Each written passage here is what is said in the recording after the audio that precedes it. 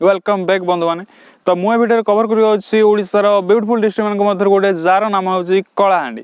सो कलाहांडी यार लोक कला और लोकनाट बेस प्रसिद्ध। यह सत्ते कलाहांडी जिला सुंदर समुझा बेस प्रसिद्ध। यह सत्ते कलाहांडी जिले में घुमरा हूँ यार प्रसिद्ध वीरवाद। तो आपड़ जब फ्यूचर कलाहांडी जाए प्लां कर भिडियो देखूँ और आपण मानक कलाहांडी बुलवार कौन असुविधा होना। तो डेरी नक चलते भिडियो आरंभ करवा। ट्रांसपोर्ट तो ट्रांसपोर्ट कथा कहले आप चाहिए बस किंबा ट्रेन जो जापर। तो यार नियरेस्ट रेलवे स्टेशन पड़ो भवानीपाटना।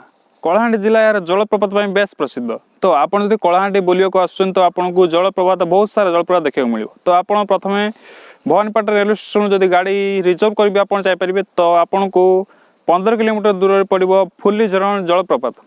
तो ये जलप्रपात हूँ कलाहांडी जिलार एक प्रमुख जलप्रपात। वर्ष तमाम एठारे सारा लोकों सारा ओडिशा रु एठारे लोकों भीड़ जमी थाए। स्पेशली यार सुंदरता और यार पाखरे थिबा बण पहाड़ आपण मनोहर मजा नहीं पारे। स्पेशली झरणा उपर सूर्यकिरण पड़े यार सात रंग देखा जाए। तो आपड़ एठाक आसतु कल्लापाट अभयारण्य एक अंश। तो आपड़ बुलाबुली कर सारी आप बाहर जी कल्लापाट अभयारण्य अभिमुखे जहाँकि फुल्लीझरण जलप्रपात 43 किलोमीटर दूर। कल्लापाट अभयारण्य भवानीपाटना 10 रु 12 किलोमीटर मध्य आरंभ होता है। यही अभयारण्य खंडाल जलप्रपात तथा माणिकेश्वरी पीठर भक्तर बहुत समागम होता है कहीं एठार एक मनोरम परिवेश सृष्टि होता है। यह अभयारण्य आपन को हरिण संबर बाघ और नाना प्रजातिर पशुपक्षी भी देखा मिले। तो यहाँ आप बुलाबुली कर सारी आप बाहर जी डोकरी चंचला जलप्रपात अभिमुखे जहाँकि एठू प्राय 100 किलोमीटर दूर में पड़ो।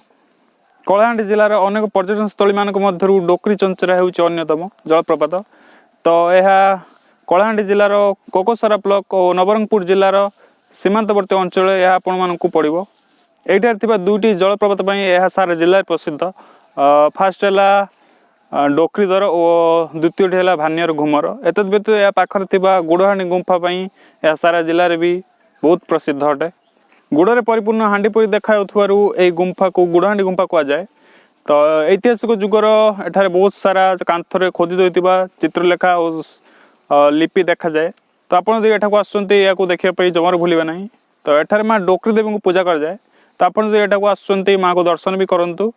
और एठारे आप बुलाबुली कर सारी आप बाहर जातु असुरगढ़ अभिमुखे जहाँ एठू प्राय 119 किलोमीटर दूर में पड़ो।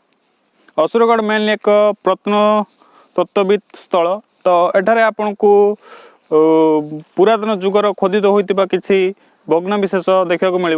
एठारे अनुमान कराए एठारे एक दुर्ग थिला। तो दुर्गर मिलता किसी भग्नावशेष प्रत्नतत्व मैंने अनुमान करती कि यह 2300 वर्ष पुराणा। तो आप आसतु एठारे बुलाबुली करी आप बाहर जातु बेलखंडी शिव पीठ अभिमुखे। तो जहाँ एठू प्राय 30 किलोमीटर दूर में पड़ो। बेलखंडी शैव पीठ यथाक्रमे उतई नदी और तेल नदी संगम स्थली। यही दुईटी नदी जा पुणी पुनश्च महानदी मिशंती। 12 शताब्दी समय अनेक मूर्ति और कार्यप्रस्तर एठू आविष्कृत होती। विशेषकर उमा महेश्वर मूर्ति और सप्तमातृका मूर्ति एठू आविष्कृत होती जहाँ पाखर थी एक म्यूजियम रखाई। तो आपड़ यू आसुँच देखा जमार भूलें ना। तो यहीपर कर आपण टूर प्लान शेष हो। तो मुझे आगुरी कही कलाहांडी जिला यार विशेषकर यार जलप्रपात बेस प्रसिद्ध। तो आपड़ यह कि टूर प्लान शेष हो आप चाहिए भी आहरी जलप्रपात देखिपारे।